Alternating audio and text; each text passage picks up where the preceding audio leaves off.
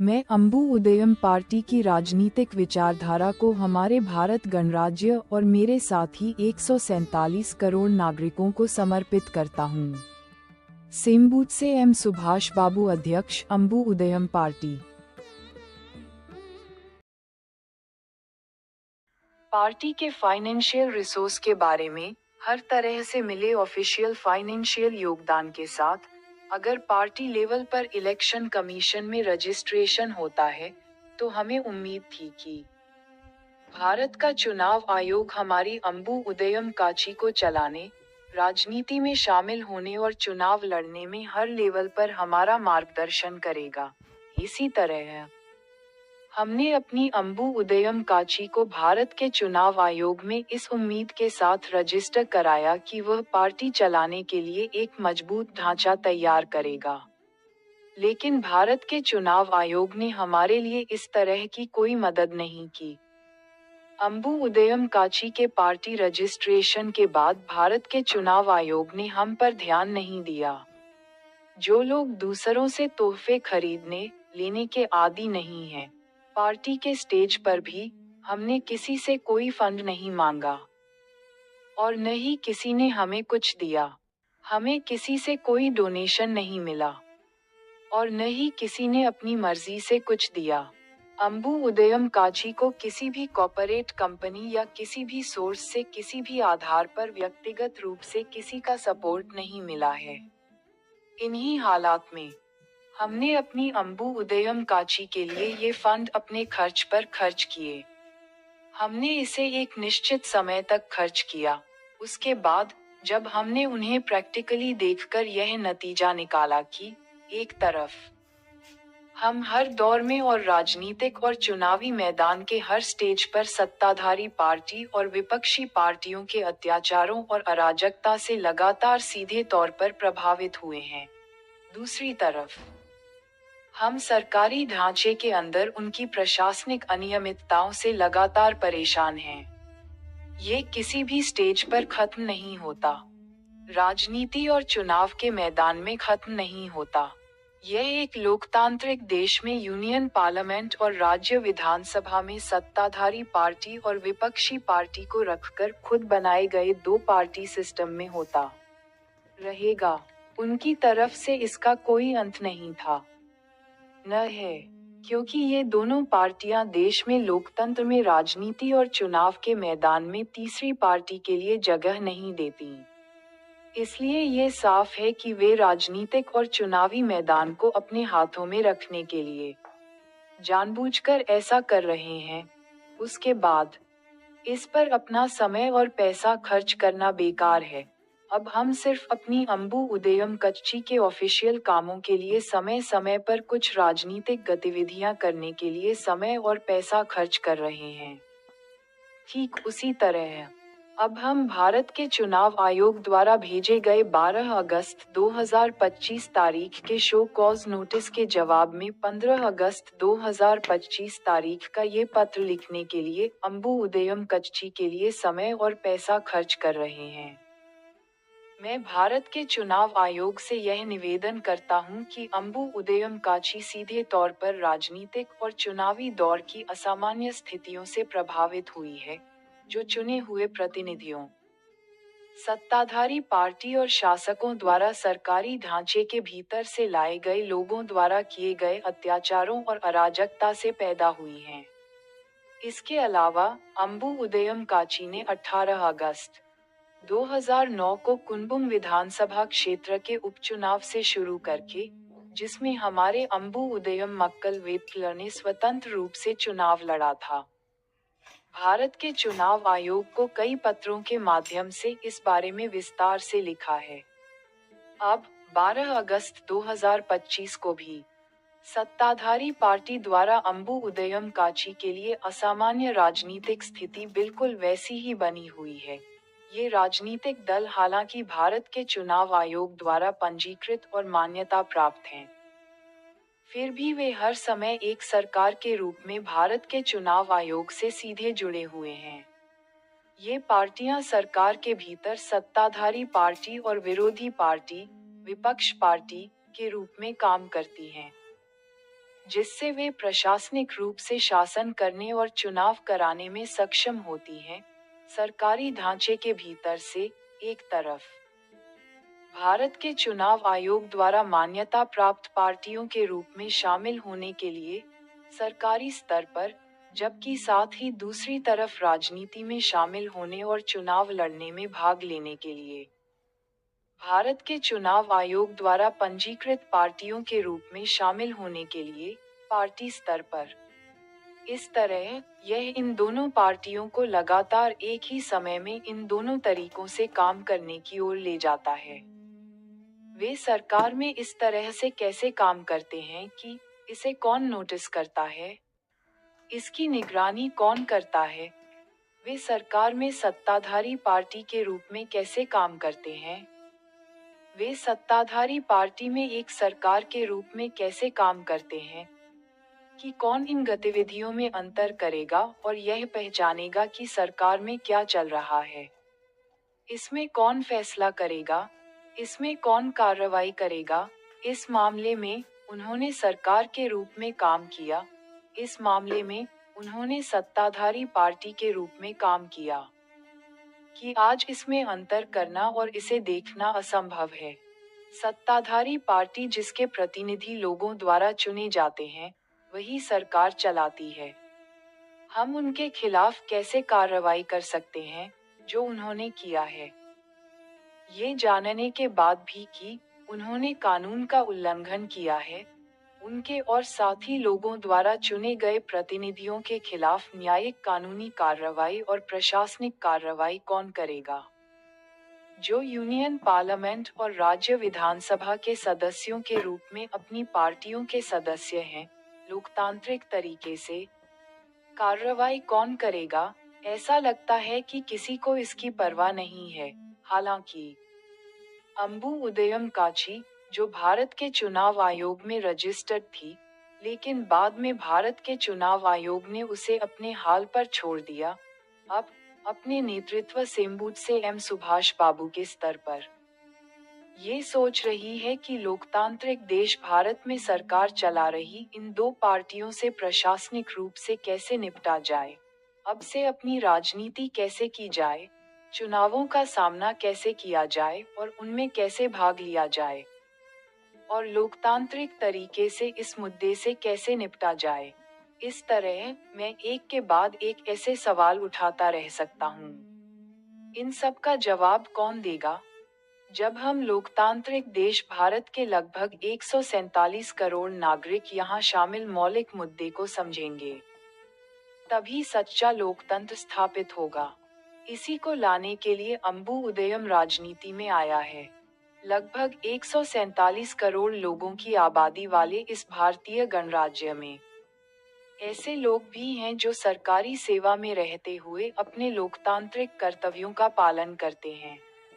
क्योंकि वे सरकार में हैं, इसलिए वे हर समय हमारे प्रतिनिधियों की सभी गतिविधियों से अच्छी तरह वाकिफ हैं। इसका क्या फायदा? अंबु उदयम काची के ये सब कहने के बाद क्या होगा? क्या वे स्वेच्छा से अपने परिवार के सदस्यों और अपने रिश्तेदारों के साथ आगे आएंगे और ईमानदारी से अपना लोकतांत्रिक कर्तव्य निभाएंगे? ये देखते हैं। जब भारत का चुनाव आयोग यह मानता है कि अंबु उदयम काची की राजनीति इस भारतीय लोकतांत्रिक राष्ट्र के लिए जरूरी है, उसी पल से मैंने अंबु उदयम काची के अध्यक्ष के तौर पर अपनी दूसरे चरण की राजनीति शुरू करने का फैसला किया था।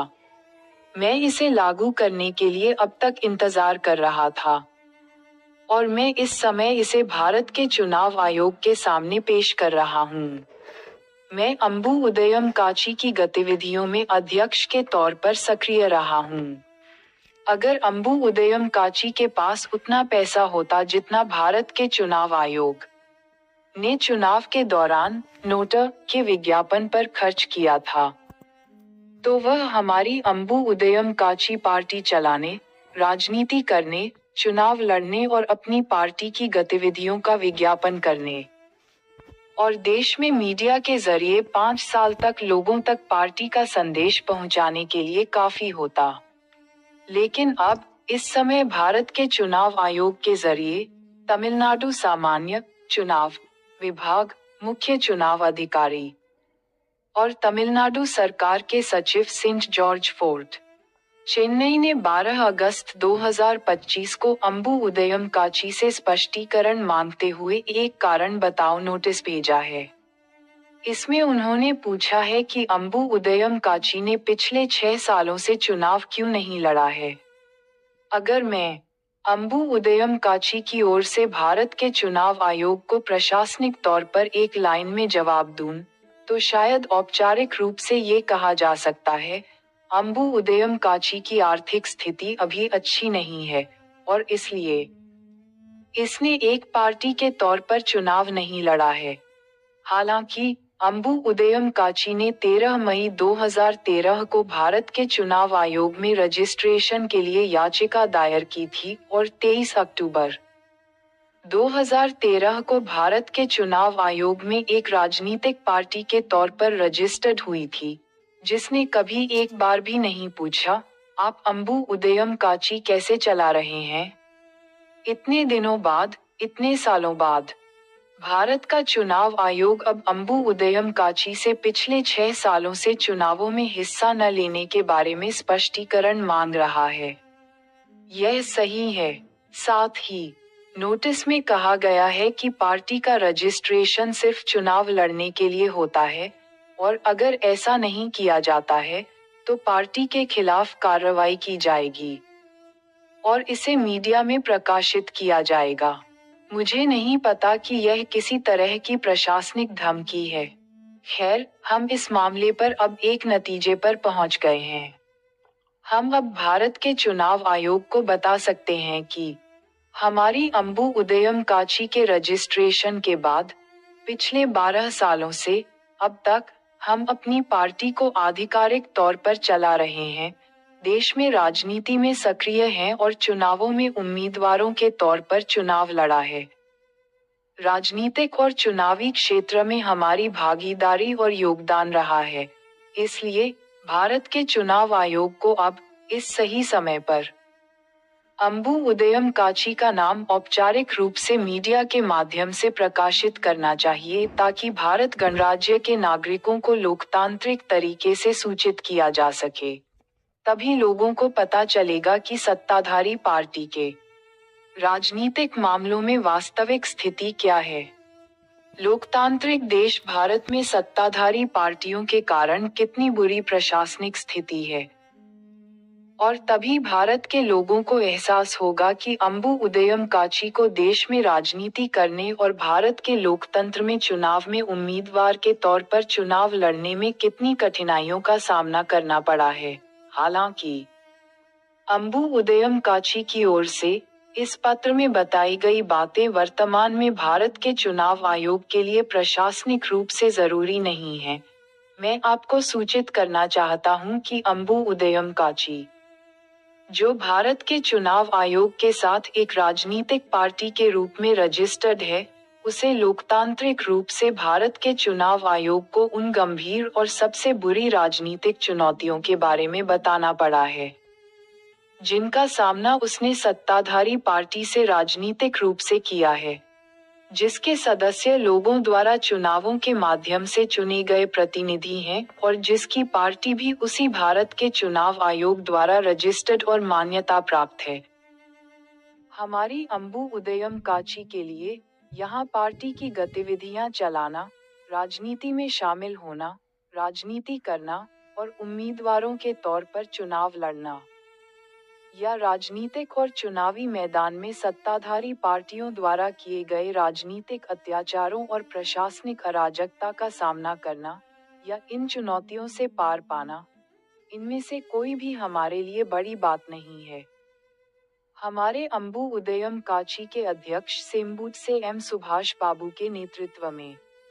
हालांकि अंबु उदयम काची के लिए यहाँ सबसे बड़ी चुनौती यह है कि अंबु उदयम काची की ऑफिस फाइलों में सरकारी ढांचे के भीतर प्रशासनिक पदों पर विभागीय अधिकारियों के रूप में अपने आधिकारिक कर्तव्यों का पालन करने वाले अधिकारियों द्वारा की गई अनुचित प्रशासनिक और आधिकारिक अनियमितताओं का सामना कैसे किया जाए।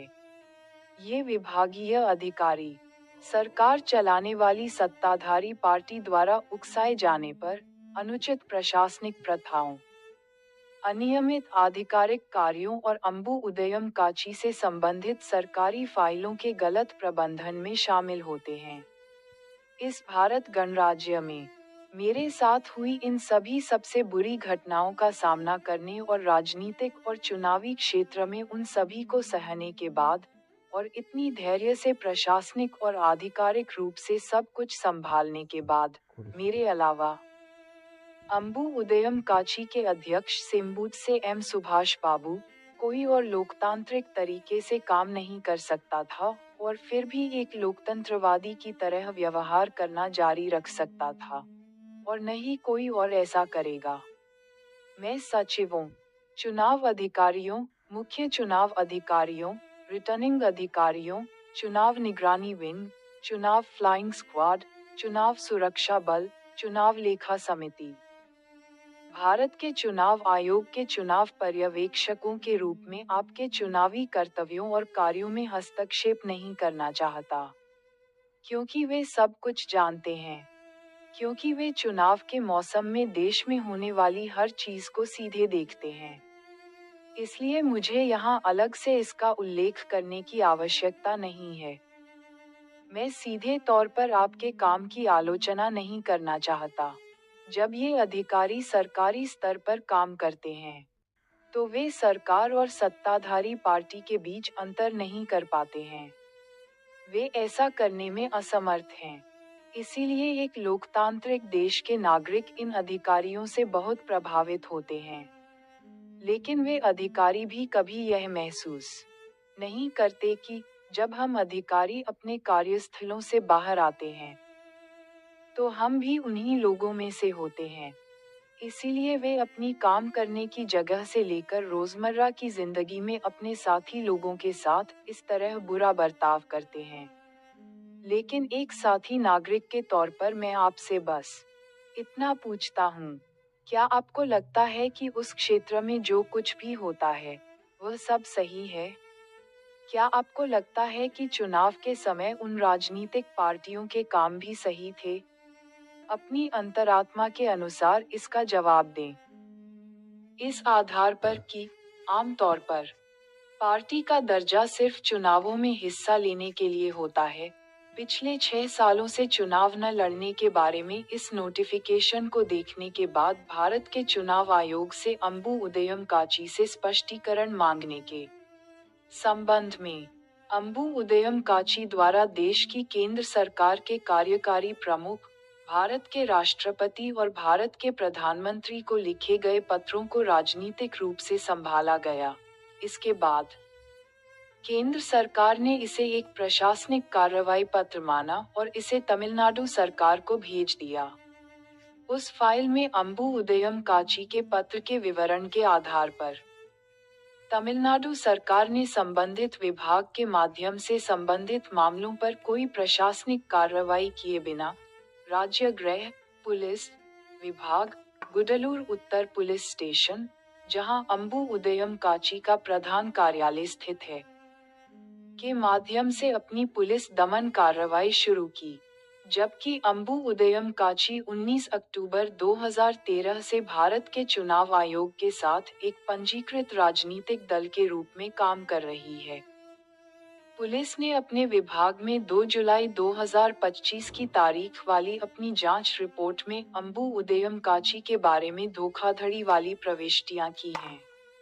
इस संबंध में भारत के चुनाव आयोग के ध्यान में अब इन अनौपचारिक प्रशासनिक अनियमितताओं और विभाग स्तर पर इस तरह की लोकतंत्र विरोधी प्रशासनिक धोखाधड़ी वाली प्रविष्टियों को लाने की मेरी इच्छा के आधार पर, जो पुलिस ने राजनीतिक मकसद से अपनी आधिकारिक जांच रिपोर्ट में की है, जिससे अंबु उदयम काची का नाम और प्रतिष्ठा खराब हुई है, मैं अब इस मामले को यहाँ ला रहा हूँ।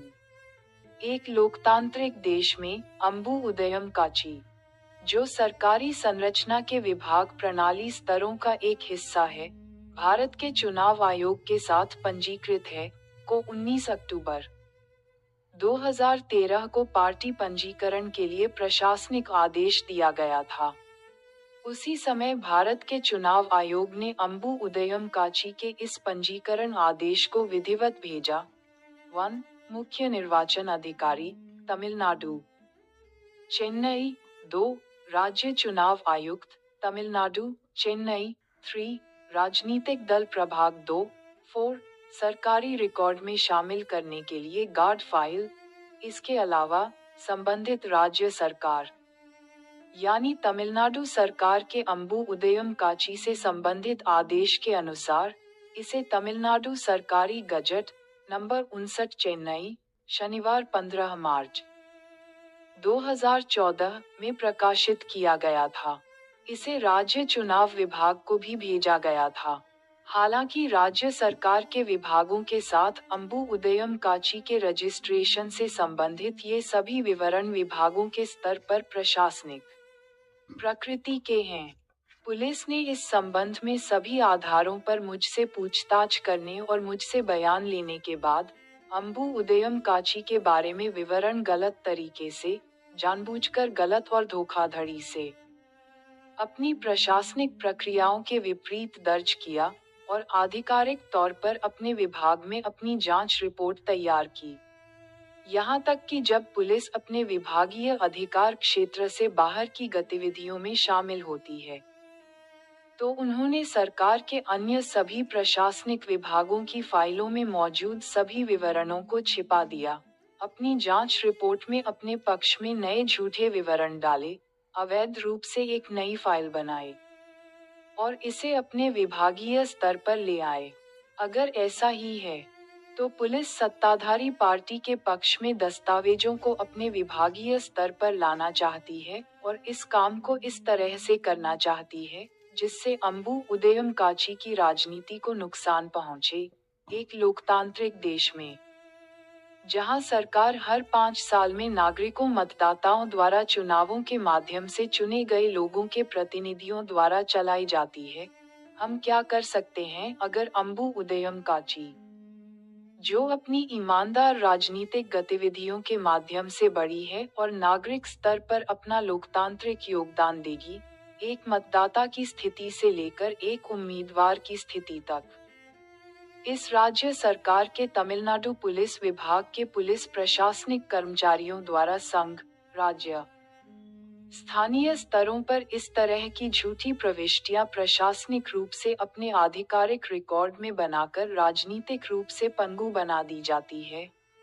अगर यह पुलिस, साथ ही लोगों द्वारा चुने गए प्रतिनिधियों, सत्ताधारी पार्टी के उकसावे पर भारत गणराज्य में अंबु उदयम काची के खिलाफ इस तरह से काम करती है, जिसने पार्टी की उचित प्रशासनिक प्रक्रियाओं के माध्यम से लोकतांत्रिक रूप से राजनीति में प्रवेश किया है, तो यह नागरिकों का भरोसेमंद सच्चा लोकतंत्र कैसे हो सकता है? हम ऐतिहासिक रूप से जानते हैं कि भारत की आजादी से पहले ब्रिटिश साम्राज्यवाद के ब्रिटिश भारत में मिलिट्री ऑफिसर रेजिनाल्ड डायर की कमान में ब्रिटिश भारतीय सेना ने 13 अप्रैल 1919 को अमृतसर में जलियांवाला बाग हत्याकांड किया था, जिसमें तोपखाने की गोलीबारी में सैकड़ों महिलाओं और बच्चों का नरसंहार किया गया था। इसके अलावा आजादी के बाद हमारे गणतंत्र भारत में इस 21वीं सदी में 8 मार्च 2018 और 18 अप्रैल 2018 को अंबु उदयम काची की ओर से भारत गणराज्य के माननीय राष्ट्रपति श्री रामनाथ कोविंद को लिखे गए पत्रों से संबंधित पुलिस जांच में थेनी जिले के पुलिस अधीक्षक श्री वी भास्करन ने 2 जुलाई 2019 की अपनी पुलिस जांच रिपोर्ट में अंबु उदयम काची पार्टी के 2 पत्रों में दिए गए विवरण के बारे में कुछ भी दर्ज नहीं किया। इसके बजाय उन्होंने अंबु उदयम काची पार्टी के पत्र के मामले को दबा दिया और पत्र लिखने वाली अंबु उदयम काची के पार्टी रजिस्ट्रेशन के बारे में विभागीय आधिकारिक फाइलों में संदेह पैदा किया। इसके अलावा गणतंत्र भारत में इस 21वीं सदी में सत्तारूढ़ पार्टी के समर्थन में तमिलनाडु पुलिस द्वारा अनबू उदयम काची के खिलाफ रची गई इस लोकतंत्र विरोधी राजनीतिक प्रशासनिक साजिश ने हमारी भारतीय राजनीति में सत्तारूढ़ पार्टी की क्रूर शासन मानसिकता और पुलिस की क्रूर प्रशासनिक मानसिकता को उजागर कर दिया है। तमिलनाडु पुलिस द्वारा अनबू उदयम काची के खिलाफ किया गया ये लोकतंत्र विरोधी प्रशासनिक अत्याचार कितना घिनौना है, खासकर जब पुलिस ने सत्तारूढ़ पार्टी के प्रति अपनी वफादारी दिखाने के लिए विभागीय स्तर पर अपनी जांच रिपोर्ट में प्रशासनिक रूप से झूठे दस्तावेज बनाए हैं। हमारे भारतीय देश में जलियांवाला बाग की घटना को लगभग एक सदी से ज्यादा समय हो गया है, लेकिन अब भी अगर हमारे भारत गणराज्य में ब्रिटिश साम्राज्यवाद के बाद पुलिस अपने डिपार्टमेंटल लेवल पर हमारी सरकार के प्रति प्रशासनिक वफादारी दिखाने के बजाय रूलिंग पार्टी के प्रति पर्सनली अपनी पॉलिटिकल वफादारी दिखाने की कोशिश करती है और सरकारी डिपार्टमेंट में रहते हुए ऐसे पॉलिटिकल दमन में शामिल होती है, तो भारत देश के नागरिक के तौर पर हमारी अंबू उदयम काची के नेता सेम्बूत से एम सुभाष बाबू के तौर पर अगर मुझे हमारे लोकतांत्रिक देश भारत में डिपार्टमेंटल कार्रवाई में आधिकारिक उल्लंघन में ऐसे प्रशासनिक दमन का सामना करना पड़ता है, तो हम अकेले इस पुलिस दमन के खिलाफ क्या कर सकते हैं? अंबू उदयम काची की वजह से क्या किया जा सकता है? क्या इसे रोका जा सकता है? इसे कौन रोक सकता है? अगर कोई इसे रोकने की कोशिश करता है, तो उनका मंत्र यह है कि वे सरकारी अधिकारियों को डिपार्टमेंटल लेवल पर अपना कर्तव्य करने से रोक रहे हैं। यही उनकी ढाल है। इसी तरह रूलिंग पार्टी के विचार सरकार की कानूनी राय हैं। यह मानकर रूलिंग पार्टी के इरादों को सरकार का आधिकारिक रुख मानकर और इसकी गलत व्याख्या करके सरकार में रूलिंग पार्टियों के नेता लोगों के प्रतिनिधि होने के नाम पर सरकार के तौर पर दूसरों के विपरीत जो चाहें करते हैं। अगर ऐसा है तो भारत में पार्टी लेवल पर लोकतांत्रिक तरीके से अंबू उदयम काची की राजनीति के लिए जगह कहाँ है? एक लोकतांत्रिक देश में भले ही कोई नागरिक अपने देश की राजनीतिक पार्टियों, उनकी गतिविधियों और शासन में उनके योगदान से असंतुष्ट हो, और भले ही उस देश के नागरिक अपनी सरकार के प्रशासन से असंतुष्ट हों, फिर भी अंबू उदयम पार्टी ने एक सूक्ष्म तरीके से राजनीति में प्रवेश किया है। इसका उद्देश्य एक ऐसी पार्टी के रूप में काम करना है जो लोकतंत्र में समाज के नागरिकों को राजनीतिक रूप से सशक्त बनाए। इसके माध्यम से यह नागरिकों को अपने साथी मतदाताओं के समर्थन से मतदाताओं की स्थिति से उम्मीदवारों की स्थिति तक पहुंचने में सक्षम बनाती है। इसके अलावा जैसा कि ऊपर बताया गया है, ये अधिकारी जो सरकारी प्रशासनिक ढांचे के भीतर अपने पूरे सेवा कार्यकाल में सेवा कर रहे हैं और देश के शासकों, सत्तारूढ़ पार्टियों और विपक्षी पार्टियों द्वारा, जो सभी ये उनके लोगों के प्रतिनिधि हैं, जिन्हें हर 5 साल में एक बार चुनावों के माध्यम से उनके साथी नागरिकों द्वारा चुना जाता है, उन्होंने इन सभी अपमानों, अत्याचारों, अराजकता और उनके द्वारा पैदा की गई कठिनाइयों का सामना किया है। भले ही ऐसी असाधारण परिस्थितियां लगातार उनके द्वारा बनाई जा रही हैं, और भले ही मैं भारत जैसे लोकतांत्रिक देश का नागरिक होने के नाते आज ये सब आपके सामने बहुत ही सभ्य और विनम्र तरीके से धैर्य के साथ प्रस्तुत कर रहा हूँ। यह एक लंबे राजनीतिक पृष्ठभूमि से है कि मैं एक देशभक्त नागरिक के रूप में आज हमारे भारतीय गणराज्य में अपनी राजनीतिक गतिविधियां करता हूं, और अब भी मैं आज सामान्य रूप से उनके कारण, उस सत्तारूढ़ पार्टी के कारण अलोकतांत्रिक तरीके से कई राजनीतिक रूप से चुनौतीपूर्ण स्थितियों का सामना करता हूं।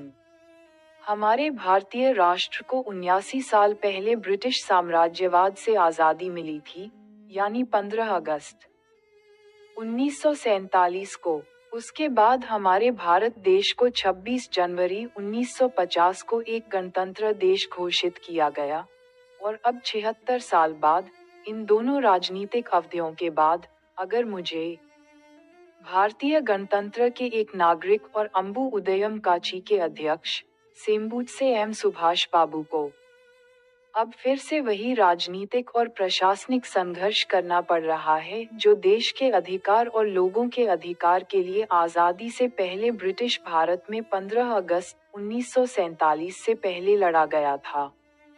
अब अगर हम पिछले 17 सालों से 2009 से सत्ताधारी पार्टी के खिलाफ घरेलू स्तर पर लड़ रहे हैं, अंबु उदयम काची नागरिकों के लिए लोकतांत्रिक तरीके से अपने साथी नागरिकों द्वारा चुने गए सत्ताधारी पार्टियों के प्रतिनिधियों के खिलाफ संवैधानिक अधिनियम 1950 के अनुसार गणतंत्र देश भारत में 26 जनवरी 1950 के बाद नागरिकों को प्रदान किए गए राजनीतिक अधिकारों, राजनीतिक स्वतंत्रता और राजनीतिक सुरक्षा के पूर्ण कार्यान्वयन की मांग कर रही है। अब हमें लगता है कि अंबु उदयम काची के नेता के रूप में, अंबु उदयम काची की राजनीतिक नीति की निरंतरता के आधार पर, अंबु उदयम काची ने सत्ताधारी पार्टियों पर कितना प्रभाव हासिल किया है, इस पर विचार करना चाहिए। अब मैं आपके सामने वह पेश करता हूँ जो मेरे मन में है। हमारे भारतीय गणतंत्र का संविधान 26 नवंबर 1949 को संविधान सभा द्वारा अपनाया गया था, जिसने ब्रिटिश साम्राज्य के 1935 के भारत सरकार अधिनियम की जगह ली। इसमें यह एक लिखित दस्तावेज के माध्यम से देश की प्रशासनिक संरचना, लोगों के मौलिक अधिकारों और कर्तव्यों और सरकार के कार्यों को परिभाषित और समझाता है, जो हमारे राष्ट्र के बुनियादी नियमों, सिद्धांतों और शक्तियों को रेखांकित करता है। ये हमें याद दिलाता है कि पूर्ण स्वशासन का ये संकल्प 26 जनवरी 1950 को घोषित किया गया था, और उस दिन से हमारे भारतीय गणतंत्र का संविधान प्रशासनिक रूप से लागू हुआ। चुनाव के माध्यम से लोग जो हमारे नागरिक थे, उन्होंने 1951 में हमारे गणतंत्र भारत में पहले चुनाव में एक जनमत संग्रह के माध्यम से अपने प्रतिनिधियों को चुना। सरकारी संरचनाओं के भीतर शुरुआत में सब कुछ ठीक था। हालांकि जब हमारे चुने हुए प्रतिनिधि यानी सत्ताधारी पार्टी के नेता बेईमान होते हैं, तो सुशासन खत्म हो जाता है। इसके साथ ही सरकारी सिस्टम में डिपार्टमेंट लेवल पर अधिकारियों के गलत कामों की वजह से भी प्रशासनिक विफलताएं होती हैं। जब पुलिस अधिकारी गैर कानूनी गतिविधियों में शामिल होते हैं, तो राज्य में कानून व्यवस्था की स्थिति भी खराब हो जाती है। अंबु उदयम कच्ची के प्रेसिडेंट सेम्बुटसे एम सुभाष बाबू की राय है, ये सभी एक लोकतांत्रिक देश में लोगों की परेशानियों के बड़े कारण हैं। अंबु उदयम कच्ची आपके सामने राजनीति की सच्चाई और नजरिए को लाती है, जिसे हम आज अपनी आंखों से यहाँ देख रहे हैं। अंबु उदयम नागरिकों की अपनी राजनीति।